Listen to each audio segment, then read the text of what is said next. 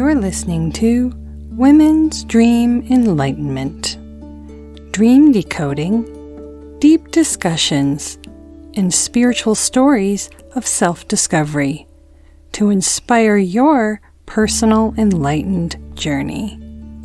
I'm your host, Megan Mary, founder of Women's Dream Analysis. Let's bring in the light.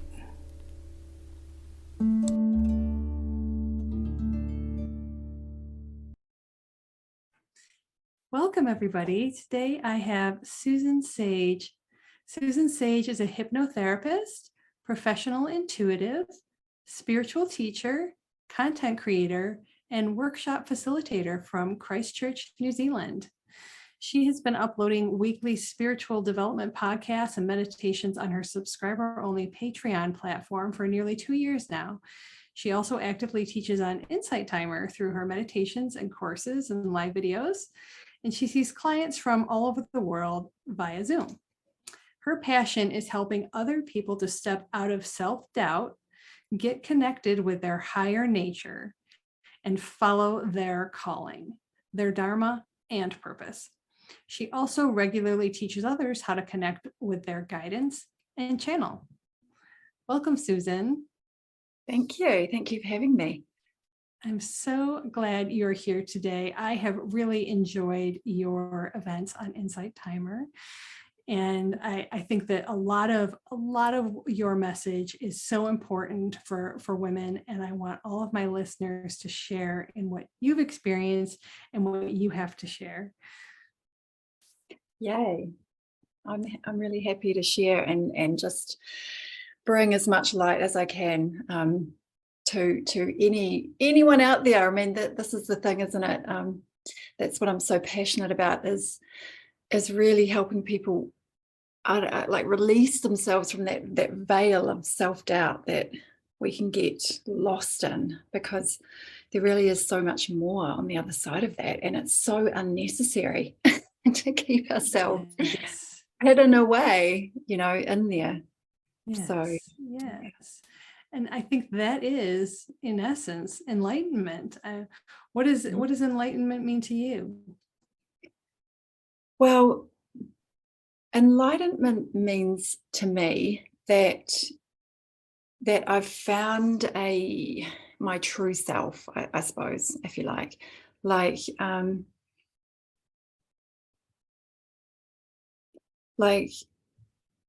I feel like inside of us we have a connection to source energy, like a higher essence, a spiritual, eternal nature that is the real us.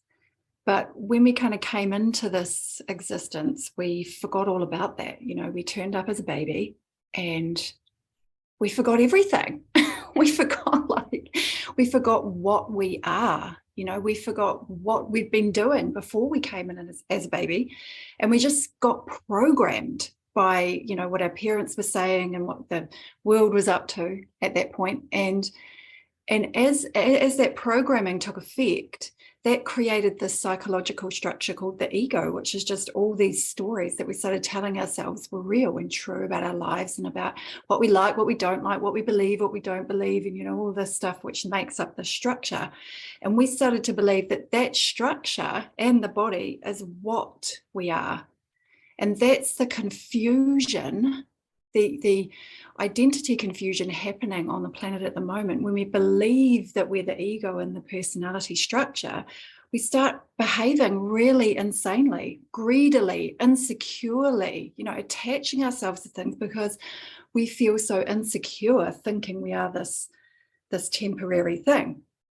But that's not the truth of it. The truth of it is that what we are was here before that baby.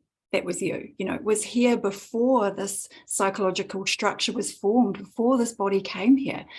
We are this eternal essence that goes through many lifetimes and can't actually be damaged or hurt by anything that happens here. And so I feel like enlightenment is when you really know that, you click into that awareness of what you really are. You find your eternal connection while still in this body, while still in all of the illusion, like masquerading as real.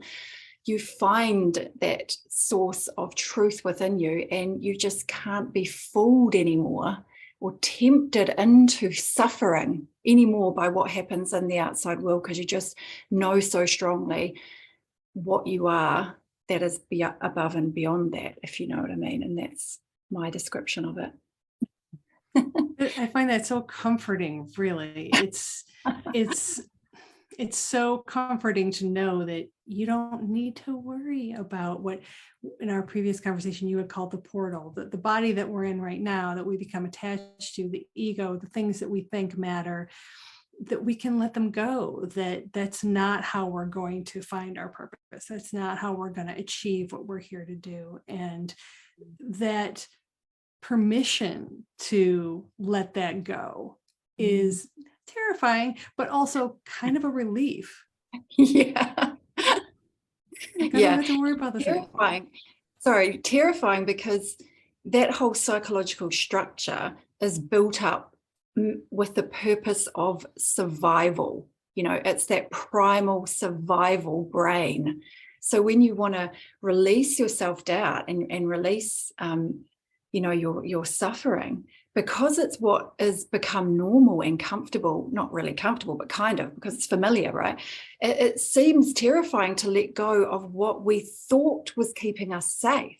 Like we want to block, say, for example, we want to close our heart, for example, so that we don't get hurt, as a survival thing. But it's stupid. It's not even wise, because closing your heart is stifling your own life force. It's cutting off your connection to the larger picture, to the divine. So it doesn't make sense when you start to awaken and realize your true nature. But in the whole psychological structure, it makes total sense. But yeah, I hear what you're saying. So when you go to make that shift, it feels terrifying, because to a part of us, it feels like we're letting go of this mechanism which was keeping us safe, which wasn't actually, but that was the way that our mind was telling us that, what was happening. So yeah. Yes. And I do want to talk a little bit later about how you have to do that to have the abundance mindset, because I think that is, I love that part of your work. But before we get there, let's talk a little bit so our listeners can hear about your enlightenment journey and what led you here and what led you to realize all this so that you could share this with everyone.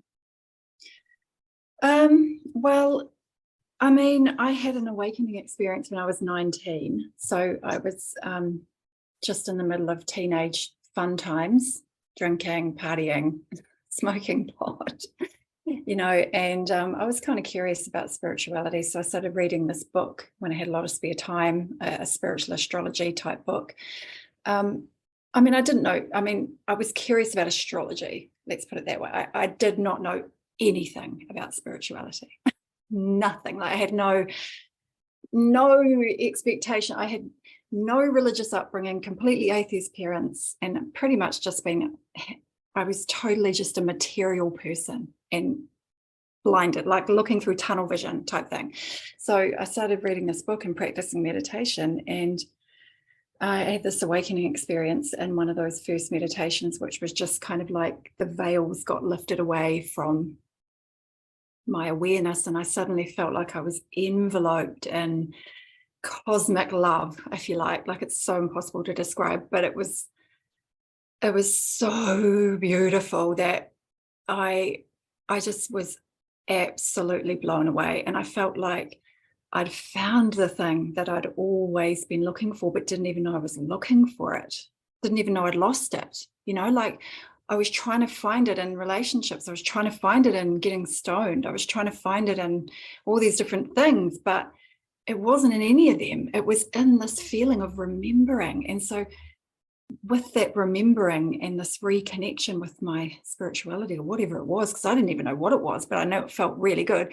I just knew that spirituality had to be a part of my life, and I started getting into it, and I had to go through a bit of a dark night of the soul because I'd uprooted all of my old belief system as I started to realize that I was eternal, and this was, and all this bigger picture stuff, this tunnel vision I was looking through got blown open so quick that there was kind of an integration process. It took about a year, and it was hard. I went through a lot of anxiety and depression. But after that, I entered this beautiful, like, Garden of Eden phase of my life where I was in bliss. Like, no matter what was happening, even if I was going through challenges, I had this backdrop of everything's okay because I know what I am. Like, I know I'm never going to die. I know I'm connected to this beautiful universe, this loving energy. Like, what can really be that bad? When you know that.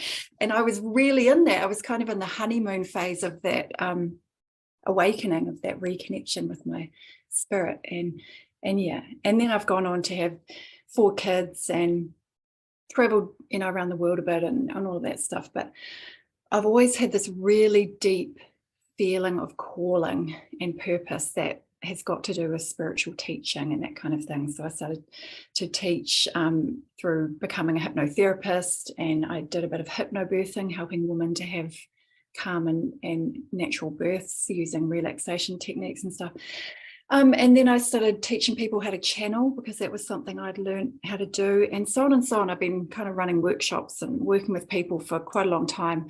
But a few years ago, I started reading A Course in Miracles, which was just another huge kind of awakener for me, because I already thought that I was awake and that I knew, what was happening and everything. But when I read that, it was just such another level of undoing of the ego. And this psychological structure that holds us in this false idea of separation, and so I'm still, reading that and studying that, and it's probably one of the main inspirations that I've got, that I kind of draw from, I suppose. Yeah, if that answers your question.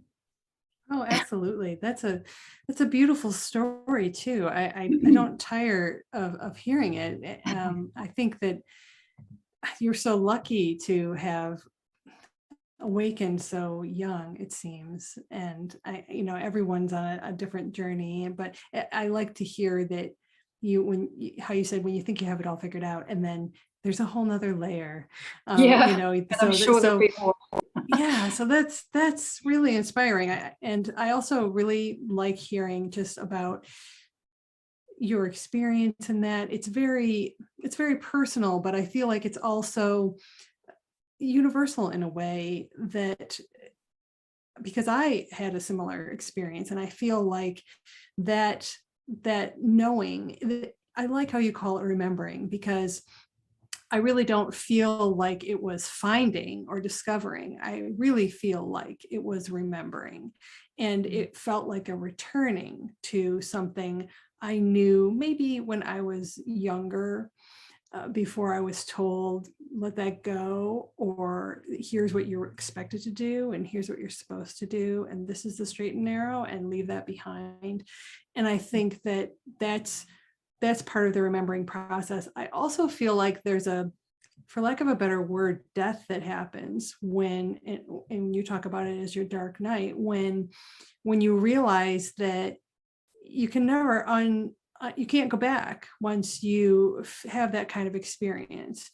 And there's a little bit of a sadness, because you realize you have to let a lot of things go that can't go with you on that journey. And you wonder what can go with you. And it's a real shift, and it's a real transition that you go through when you have that awakening, and fully embracing it and figuring out, okay, how do I deal with now that I've changed and I view everything differently, and everything is different. So I think that that's part of everyone's spiritual journey. And I think those keys to how do we make that transition, and what do we use to allow us to embrace that purpose that we've discovered, and that connection that we've remembered. Well, I think When I started reading A Course in Miracles, I went through another bit of a dark night too, because it was really brutal and telling you the absolute truth about your ego. Your ego is not your friend. It even says your ego wants you dead. And wow. And so all your ego fantasies, you start to kind of see through them a little bit, and that can bring you that feeling of loss, like you're talking about, like, well, I can't really take that with me. Well, that's just kind of a load of crap, really, isn't it? And you can kind of see that you were holding on to something that wasn't really kind of real, if you like. And that there's a bit of grief, I guess, that kind of comes with that as you let go of these old stories and these old expectations. And I think it's the way, we kind of, without even thinking about it, it's a natural thing we do, is we kind of project an idea of our future always, don't we? We kind of have this story of, well, I'm going to do this with my life. I'm going to do that. It's probably going to look like this. It's going to be with this person, and we're going to live here, and we're going to do that. And when that story gets disrupted, that what we're really grieving is that story. It's not really anything else. It's kind of this idea that we had of ourselves that we're grieving. But the good news about that is that when we move into a new level of light, when we decide to release the ego ways, those more the darker kind of self-serving ways that never really made us feel that great, if we're honest. If we decide to release them, and because we want to feel more love, we want to feel more joy, we want to feel more light, the outcome of that is always better. This is the thing, is that we're not actually sacrificing anything, but our mind is telling us that we are. Our mind's going, oh, you're not going to be able to hang around with that person anymore. You're not going to be able to go to those parties and get drunk anymore. You're not going to be able to sit there on the couch and binge watch Netflix all day anymore. We feel like we're losing all of these really important things. But ultimately, what you're gaining on the other side of that is way better, because it never really felt that good to go to those parties. It never really felt that great to lie there and watch Netflix all day, it's the mind isn't even really telling us the truth. We're not really losing anything. An example of that is like the ego will tempt you into eating things that you think that you really want. Like, let's say, like this amazing bit of chocolate cake. The ego's like, oh, look at that chocolate cake. Oh my God, I just so want to eat. It's got everything I want on it, the cream, the icing, the raspberries, or the sauce, or whatever. And your ego's just tempting you to eat it. And you think you're going to get something from that, right? You're like, yes, I'm going to eat this cake. You probably, feel sick after eating it. And what did it really give you? Maybe a very small hit of pleasure, quickly to be replaced with guilt, with now having to atone for how gross you now feel. And so this is what the ego will do, is that it'll tell you it wants things, you want things, but they always leave this yucky taste in your mouth. Whereas your higher self would say, let's make the most amazing raw smoothie, for example. Let's put all of these beautiful ingredients out of the garden, like real fresh nutrients, just everything that's going to make our body just hum and sing and be so alive and vibrant. And when you drink that smoothie, it's going to make you feel so good. It's going to make you a vessel to hold more light, more love. You're going to have energy. You're going to have vitality. You're going to boost your immunity, all those things. So it's actually giving you what you want, whereas the ego never really gives you that. But we get trapped into thinking that it is, So it's kind of a confusing thing to work our way out of. But I just wanted to mention that, how it's not a sacrifice, really. And you were kind of asking how can we come back to that remembering? Is that what you were? Mm-hmm. How do we tap into that aligned space and stay in that energy and not, overcome the karma and move to the dharma? For anyone that's listening that feels like they have they're close, you know, they know that there's something greater. They know that they're here to help. They know that they have a gift. They know that they're being led, but they're struggling with that ego. And, you know, many times in my work, people, that shows up in your dreams. I mean, that your concerns, your deepest conflicts, whatever you know you should be doing, and then the difference of what you are doing, will play out into a little story, and try to tell you either just that, bring the awareness of that conflict that's going on, or also to present a solution. And so what are some ways that other women who feel that they want to embark on this path, that they can get out of their own way? Well, I mean, ultimately, we've got to find that sense of source within us, ultimately, I feel, because it's like, if you think of a record player, you know, the record is on the record player and it's spinning around and around and around and around and around. But in the middle of that record player, there's that wee bit that pokes up that you put the record over top. I don't know what it's called, but that wee bit in the middle, that doesn't spin, right? But the record is spinning around and around and around and around that. We've got to come back to the middle and actually just be able to observe the stuff that's going on in our lives and our feelings and our thoughts and all our reactions and the traumas coming up and all of that stuff that's always changing, always moving. We need to find a way to get into that stillness where we can observe that. We need to find a poise outside of all of that, where we're not identifying with it and making it our, you know, who we are.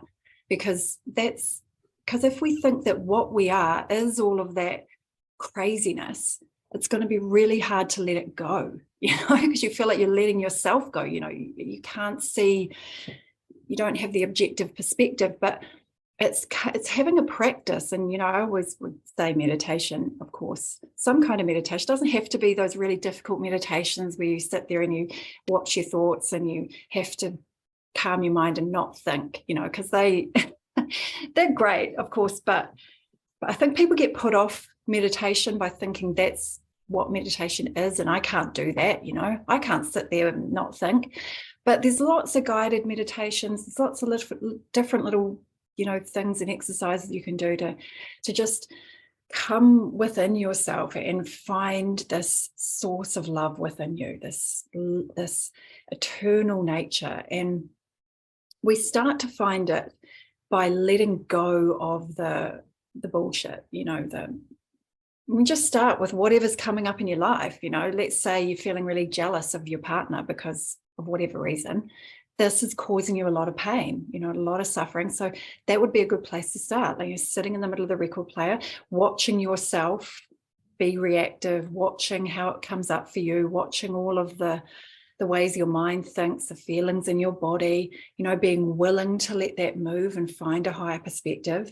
And there's lots of exercises you can do to just basically just feel those feelings and let them pass. And when you just let them move, you find that they get replaced with a higher perspective, even an epiphany sometimes that makes you think, wow, like, I can't believe I thought of it that way, you know, and you have this big shift in your internal world. And when that happens, you start to embody more light. And it's always good to go with just letting go of what's coming up in the moment, because that's what we can see, that's what we're experiencing. Quite often, like, we don't have a reference point for what it's going to feel like when we've become more connected with love, because we're not there yet, right? Like, we don't know how Jesus felt at the end of his life, or how Buddha felt when he became enlightened. You know, we have no freaking clue, but all we can do is just let go of what we do know, what is happening, what we know is not working. And that kind of creates a vacuum for the higher dimensions to kind of rush in and take the place of whatever we've let go of. So we start to gradually and incrementally build up this level of love, this level of light, and we start to feel better and better and better and more resilient and more buoyant and more connected and more peaceful, just naturally, if you know what I mean. But I think sorry, you go. No, that's on your website, you say walking the path of a light worker means operating by a new set of laws, and that based in trust, wholeness, faith, flow, and divine inspiration, and moving away from the old fear, the old way of fear and control and needing to have security. And I think that I really like what you talk about in terms of the 4D abundance, and how people that are doing this kind of work need to let go of that desire and fear about security in order to bring the provisions that are meant for them to do that work. And I think that is really important, because everybody has some of this to share, but they're all standing behind the gate, afraid to open it and step through, because they're worried they won't be provided for when they do it. Yeah. Well, I mean, here's the thing. This is the identity confusion again, right? You know, as I said, we came here as a baby, we took on all this stuff that we thought was real, and then we think we are that. We think we are the personality, we think we are the body, we think we are the person who likes rugby or football or cricket. We don't like swimming and ice hockey, or we really identify with this character that we are. But as you alluded to before, and what I often talk about, is that portal is that person is just a portal. Quite a lot of times I write about that we're not people, that we're actually portals. And if we can make that distinction, that what I am is not this defined like structure of an ego and a body and this avatar thing, that's what I'm experiencing. If you can find the difference between that, it's not what I am, it's an experience I'm having. And actually this person, this is actually an opportunity, it's a portal, it's a gateway that the divine is using. So if I'm all identified with the person, and I think that's what I am, I'm closing off that portal. Because I'm saying, oh, look at me, look at the person, look at all the stories that I've got about me and about this and about that. And, I couldn't possibly put myself out there and do this and do that because I believe this and I believe that. And I've got this past about that. Who am I to do that? And all of that, because it's all the personal crap, right?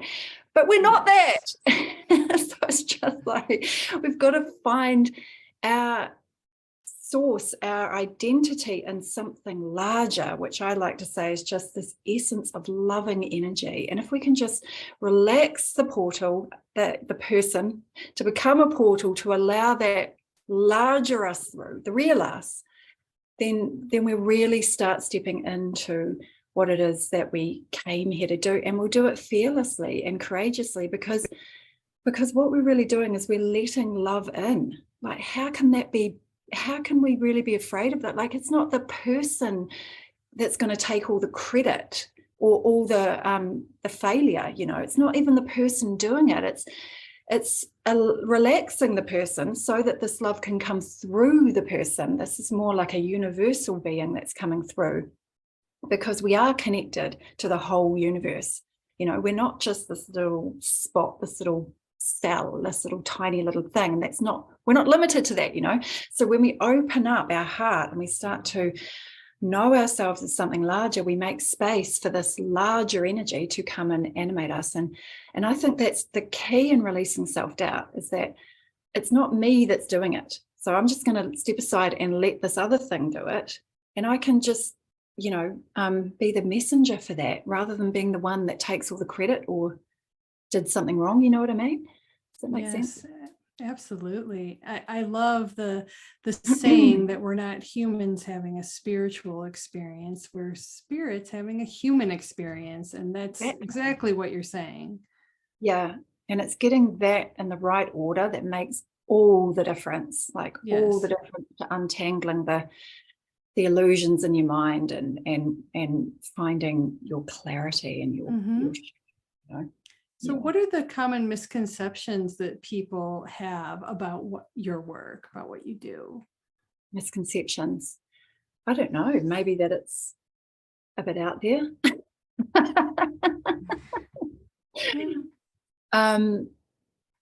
I don't know. I think that if people are either ready for it and they resonate with it, or they won't hear it. It won't even, it might annoy them. I don't know. It might, but generally I think they just don't understand it and therefore won't even bother entertaining it. But there's those particular people that it just really, really sits with.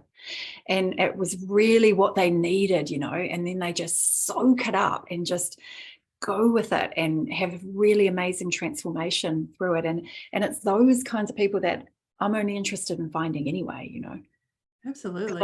I know there's lots of them out there. I know there's lots of people too that aren't on my vibe, and that's absolutely fine, because even if I only really connect with, I don't know, 100 people this lifetime, that's still 100 people. Agreed. Yes. Yeah. Any change, no matter how small, is still change. And anyone that even listens to this, that it makes a difference. Same thing. That's why we're here, right? Yeah. So what are 3 takeaways that you would like the listeners to take away from this talk? Okay.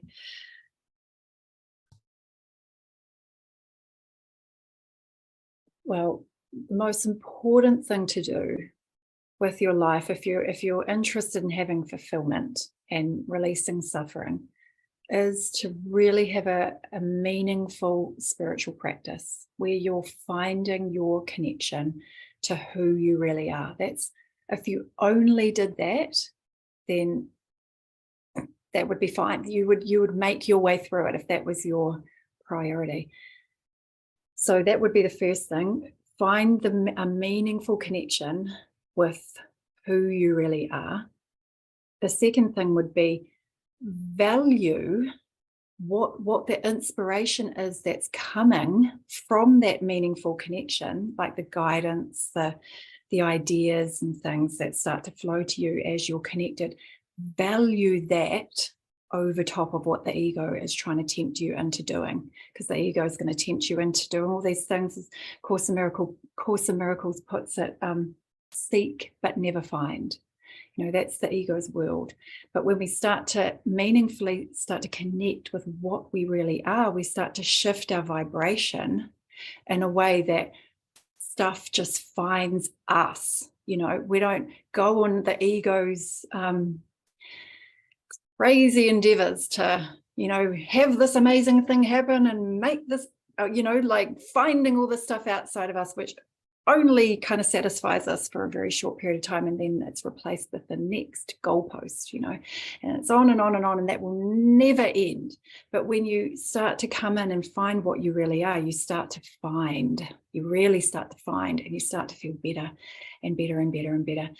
And the third thing I would suggest, and I haven't actually talked about this yet, is practice gratitude, because honestly, I know it's been talked about millions of times by millions of people, so much that it's probably like, oh yeah, whatever, gratitude. But I honestly can say that gratitude has changed my life. And if you can, like, I have this great meditation in one of my courses on Insight Timer, where you just sit there for about 20 minutes and go through all these ways of thinking about what you're grateful for and what you care about, and things that have happened in the past that you really made you feel really good. And you just basically marinate in this feeling of gratitude for this whole 20 minutes. And by the end of it, you just feel so amazing. And honestly, just all these miracles start happening as you raise your vibration like that. It's just crazy. And you can practice that kind of thing, like right in the moment, just sitting there and going through, looking in whatever space you are right now and having gratitude for very little things around you.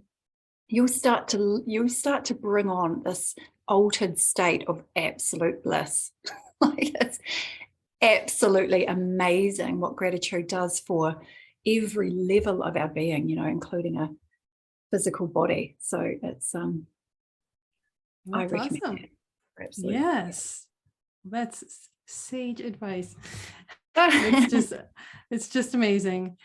How can people find you online if they want to hear some of your meditations that you've been talking about, and work with you and experience your gifts?